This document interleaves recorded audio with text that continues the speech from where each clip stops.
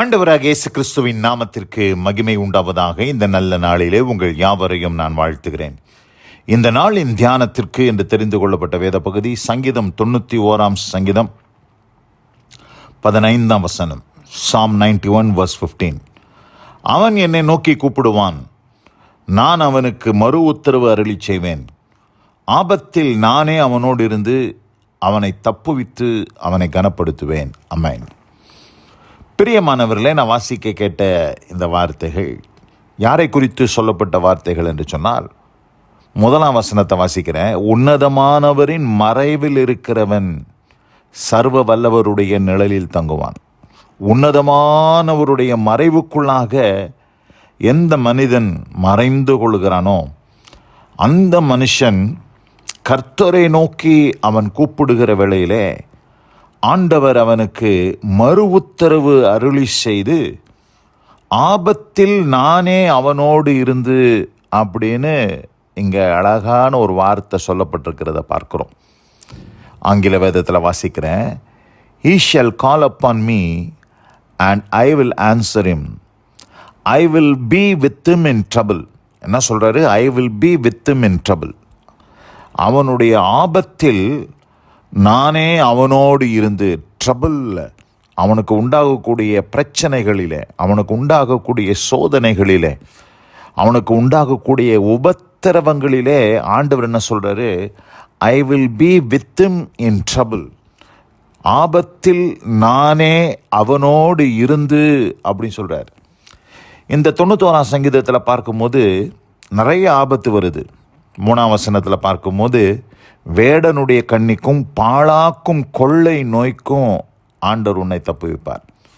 அப்போ ஆண்டவர் நமக்கு விரோதமாக எப்படி ஒரு வேடன் கண்ணியை மறைத்து ஒரு குருவிக்கோ இல்லை ஒரு மிருகத்திற்கோ கண்களுக்கு தெரியாமல் ஒரு ட்ராப்பை செட் பண்ணுறானோ, அதுபோல் கர்த்தருடைய பிள்ளைகளுக்கு விரோதமாக அநேக ட்ராப் செட் பண்ணப்பட்டிருக்கு. கண்ணிகள் சத்ருவால் வைக்கப்பட்டிருக்கிறது. அவைகளுக்கு ஆண்டவர் நம்மை தப்பு வைக்கிறார். எப்படி இருக்கிறாரு? I will be with him in trouble. இப்படிப்பட்ட பிரச்சனையில் ஆண்டவர் உங்களோடு கூட இருக்கிறேன்னு சொல்கிறாரு. அது மாத்திரமல்ல, பாழாக்கும் கொள்ளை நோய்க்குன்னு சொல்கிறார். கொள்ளை நோய் சமீபத்தில் பார்த்திங்கன்னா நம்ம ஊரில் கொரோனா என்கிற ஒரு கொள்ளை நோய் வந்தது. அந்த கொள்ளை நோயில் ஆண்டவர் கர்த்தருடைய பிள்ளைகளோடு இருந்து அதிலிருந்து ஆண்டவர் தப்புவித்தார் என்று நாம் பார்க்கிறோம். 5 வசனத்தில் பார்க்கும்போது இரவில் உண்டாகும் பயங்கரம். நிறைய நேரத்தில் பார்த்திங்கன்னா ராத்திரி வேளையில் தான் இந்த மாதிரி பயங்கரமான சில செய்திகள் வரும், பிரச்சனைகள் வரும், வியாதிகள் தலைவிரித்து ஆடும், வயிற்று வலி, தலைவலி, திடீரென்று ஒரு பிரச்சனை, எமர்ஜென்சியாக ஹாஸ்பிட்டலுக்கு ஓடக்கூடிய ஒரு சூழ்நிலை. இதெல்லாம் எப்போ வரும்னு கேட்டிங்கன்னா ராத்திரி வேளையில் வரும், ராக்காலங்களில் வரும். அதான் சொல்கிறார், இரவில் உண்டாகும் பயங்கரத்துக்கும். ராத்திரி வேளையில் இந்த மாதிரி வந்துருச்சுன்னா நம்ம ஹெல்ப்லெஸ்ஸாக மாறிடுவோம். என்ன செய்கிறதுனே தெரியாது. எங்கே போகிறது? டாக்டர்ஸ் இருக்க மாட்டாங்க, ஹாஸ்பிட்டல் இருக்காது, மெடிக்கல் ஸ்டோர் இருக்காது, ஒன்றுமே இருக்காது. அப்படிப்பட்ட சூழ்நிலையில் தவிக்கக்கூடிய ஒரு சூழ்நிலை அநேக நேரங்களில் ராக்காலங்களில் உண்டாகும்.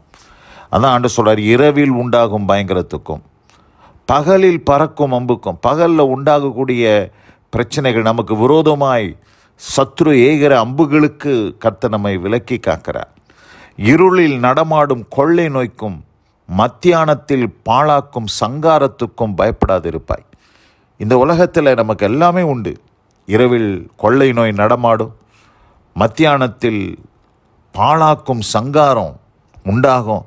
இது எல்லாவற்றின் நடுவிலும் ஆண்டவர் என்ன சொல்கிறாரு? I will be with him in trouble.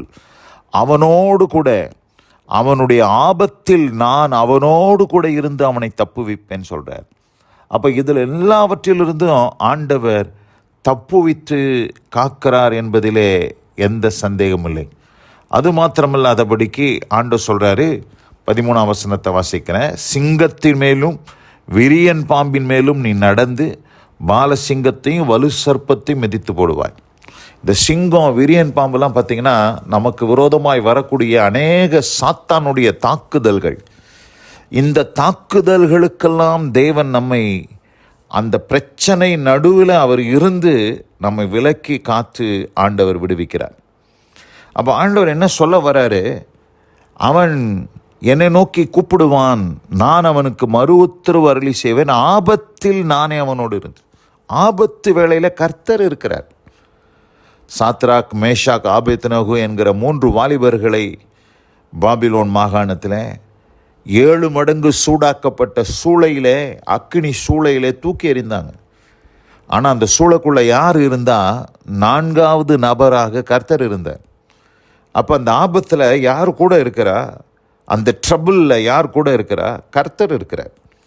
அதனால் இன்றைக்கு இந்த செய்தியை கேட்டுக்கொண்டிருக்க அன்பான சகோதரி சகோதரியே, நீங்கள் உன்னதமானவருடைய மறைவுக்குள்ளே சர்வ வல்லவருடைய நிழலில் நீங்கள் தங்குகிற ஒரு அனுபவம் உங்களுக்கு உண்டாகுமே ஆனால், ஆண்டு சொல்றார், உங்களுக்கு பல ஆபத்துகள் வரும், பல பிரச்சனைகள் வரும், போராட்டங்கள் வரும், நிந்தனைகள் வரும், உபத்திரவங்கள் வரும். ஆனால் அதில் எல்லாவற்றிலும் நான் உங்களோடு கூட இருப்பேன், உங்களோடு இருந்து நான் அவனை தப்புவிப்பேன், தப்புவிப்பது மாத்திரமல்ல அவனை கனப்படுத்துவேன் சொல்கிறார். இந்த அருமையான இந்த நல்ல நாளில் கூட இந்த வசனத்தை கேட்ட உங்கள் ஒவ்வொருத்தருக்கும் ஆண்டவர் அப்படிப்பட்ட அனுபவத்தை தந்தருளி ஆசீர்வதிக்க கர்த்தர் இந்த நாளிலே உங்களுக்கு நன்மை செய்வாராக. இந்த வசனத்தை கேட்டவங்க ஒவ்வொருவரையும் கர்த்தர் ஆசீர்வதித்து காப்பாராக. God bless you all. ஆமேன், ஆமேன்.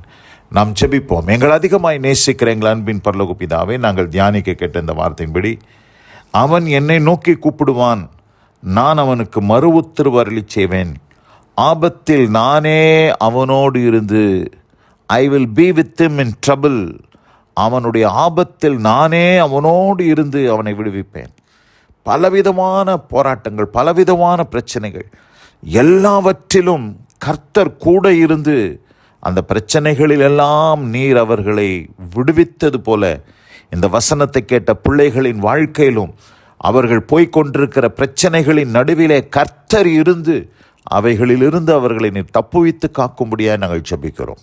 ஆசீர்வதியும் வழிநடத்தி காரும் நாமத்தை மேம்படுத்த இயேசு கிறிஸ்துவின் வல்ல நாமத்தில் பிதாவே. ஆமேன், ஆமேன்.